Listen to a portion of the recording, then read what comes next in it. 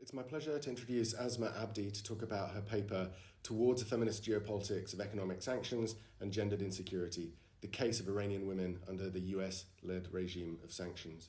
Asma received an honourable mention from the judges of the 2022 Colonial, Postcolonial, Decolonial Working Group Paper Prize for Early Career Scholars. So congratulations to Asma, it was a fantastic paper. Review of International Studies was on the panel that judged the prize and will mentor the prize winners as they develop their papers into articles. And you can find more information about the Working Group Prize for Early Career Scholars in a link in the notes accompanying this video. Asma is a doctoral researcher at the University of Warwick. Her paper is a feminist analysis of sanctions, and she argues that the case of Iran shows the way in which sanctions are gendered by both those who impose sanctions and those who are sanctioned. And this leads her to question the framing of sanctions as a non-violent alternative to intervention. It's a great paper, and I'm looking forward to discussing it with Asma. And I wanted to start with a reasonably simple question, which is, how did you become interested in this topic? How did you kind of arrive at this sort of work? Thank you very much, Martin. So I think about that question, So I think I'm very much this question that how to make feminist sense of economic sanctions has been very personal for me because in 2012 when the EU and other superpowers joined the US to put a multilateral economic sanctions on Iran and the sanctions became intensified, I was living at the time in Iran and I was a master's student in the University of Tehran, and that was the first time that we were kind of feeling the shock of sanctions on the ground. And overnight, we heard that the Iranian currency dropped 3 times against dollar. And next month, when I wanted to kind of renew my rent, my apartment rent contract, it became suddenly double. And I was I was a woman, 5 years old at the time, and I've tried to build an independent life from my parents. I have moved from a city, a smaller city, to Tehran, and now it was I didn't know, all of that independence I've tried to build and everything was really, it was a desperate moment. I didn't know if I should give up and come back to the city, to a small city that is more, could have been more conservative, and I thought that how it is impacting so many women, but we really don't talk about that much. So I've been passionately attached. That's a question that I've been I've been carrying with me since then, and so much based on this personal experience. And I think in 2019 I started doing a PhD on this, and that PhD has been a long contemplation on my home country being basically ruined every day. It's just seeing it, and So my migration from Iran was informed by this experience, and after my migration also I've been being in touch with people that I left behind and seeing that how I've been with their struggles online. Yeah, so I think it's always really interesting to hear because every research project has a kind of personal story behind it. So it's always really interesting for people to hear what that kind of story is. I mean, so the paper itself really is about kind of looking at the way in which sanctions are gendered. Do you want to tell us what the sort of main arguments of the paper are? So when it comes to gender and sanctions, the gender has usually been in the sanction studies literature has been treated as a variable, right? There's for example, you see for example discussions on gender, but it's maternity and mortality has increased, right? So gender is reduced to a variable usually in this. But what I was trying to do in this paper is that I'm looking at gender as an analytical lens that we can looking at sanctions through a gender lens makes us to understand sanctions better, makes us to understand what type of multi-scalar kind of violence sanctions kind of enables, from the personal to households to national level to an international level. So I have been trying to see how gender has been intertwined both with with the policies of the sanctioning country, like how, for example, US has instrumentalized women's rights and stuff like that, but also how the Iranian state's response to economic sanctions has been gendered. And so gender is part of, economic sanctions, and looking at gender like kind of enables us to understand sanctions better, I guess. So when we look at when we look at sanctions through a gendered sort of perspective, what do we see that's sort of different about sanctions that we haven't kind of seen before?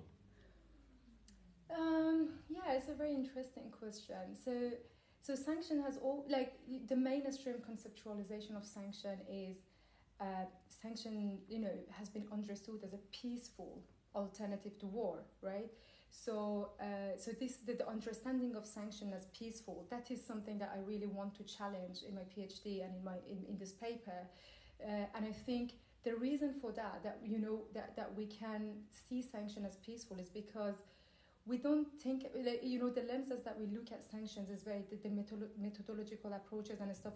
Sanction has always been studied through this like macro indicator data or like through state-centric lenses, right? So it's like, what is the, how we can make sanctions more effective? Or this is like the central question in sanctions. But if we bring the bodies at the center of sanctions, right? That's what I'm trying to do, bringing the women's bodies, women's everyday life, social reproduction, household.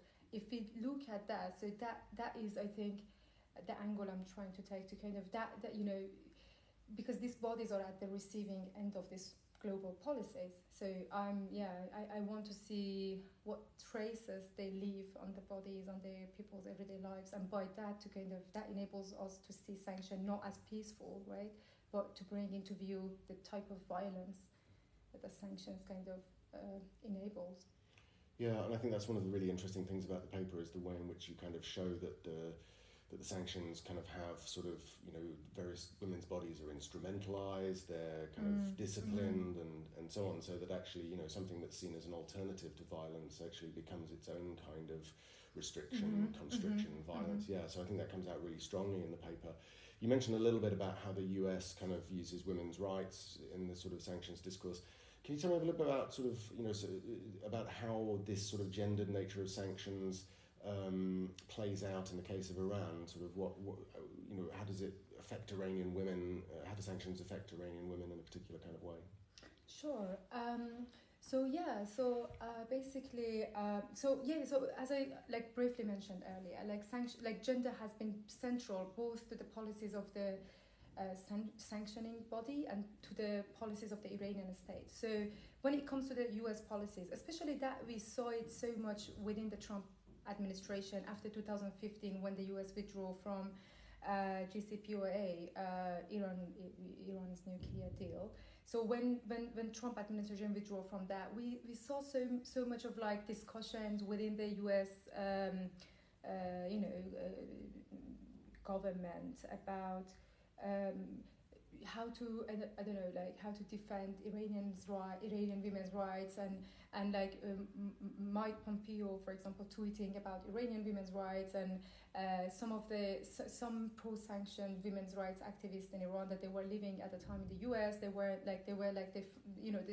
They developed some much more closer relationships with the US Secretary of the State and stuff like that. So that was the same type of environment that we also saw within the context of US war on terror in Afghanistan, so in Afghanistan, Iraq, so how women's rights gets instrumentalized to kind of to put coercive policies on these countries. So it became very it was also it was very controversial as well. So many women in Iran, they were talking about that this is not so the issue of women's rights became so controversial, right? But at the same time, the Iranian state's policies also has been very gendered. So what I argue in this paper is that pushing women back to the household and into the traditional roles of motherhood and you know, being a wife. That has been like central to the Iranian response to sanctions, because of that can be because of many reasons. Because I mean, that is not unique to Iran. That is something that so many times feminist scholars in the context of economic crisis they've been talking about.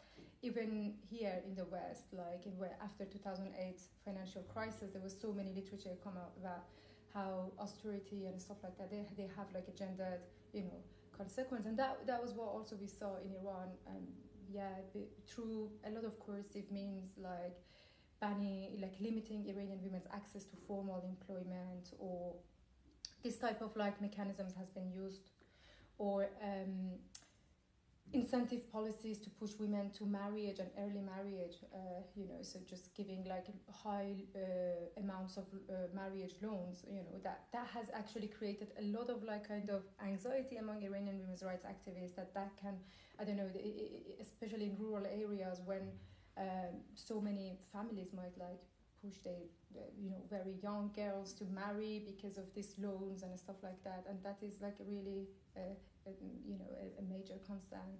Yeah, I mean, I think one of the things I found really fascinating in the paper was the way in which you kind of showed this relationship between the economic impact of sanctions and the sort of re-entrenchment of quite conservative sort of gender roles, and so that actually the sanctions have that sort of opposite. It's not a kind of peaceful easing of the antagonistic situation, but it's actually a regressive move, and I think the paper shows that really, really well.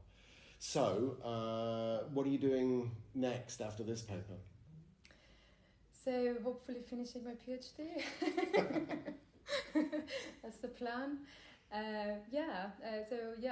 I'm in my PhD. So at the moment I'm in the writing phase of my PhD. So hopefully I finish this, the PhD, and Okay, great. Yeah, I can see. I mean, I think that's a project in and of itself. So good luck with finishing that. And we look forward to kind of reading the larger project. So congratulations on the honourable mention. It's really nice to talk to you. Really nice to be able to read the paper. Thank you very much. Thanks for having me here today.